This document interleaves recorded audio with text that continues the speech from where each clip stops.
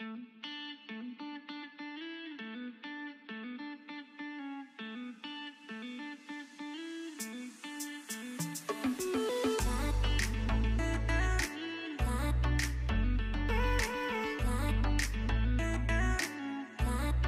guys, and welcome back to the channel.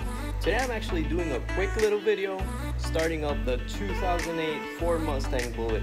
So the Mustang has been sitting for a while. It's been waiting on registration. I actually got the registration and now we are set to start it up. I've been having it on the charger because it ran out of battery.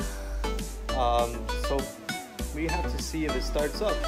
So yes, I know I have a mess here, but the charger I'm currently using is a Ship and Shore speed charge.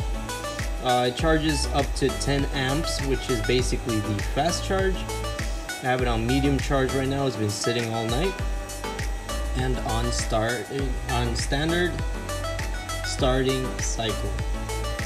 I also have this die-hard charger right here, which a friend lended to me, but it's been not working properly. I mean, I plugged it in, I put it on fast charge, I put it on 50 amps to start up the car, and it did absolutely nothing.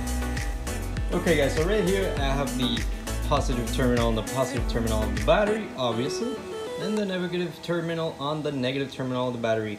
I know some people say you should ground it out to the car, but I prefer doing it directly. I read the owner's manual on the charger, and it stated that you could do it directly and it gives it a more efficient charge. Okay, let's go ahead and grab the keys and see if it opens. Perfect, we have life. Let's go ahead and start her up.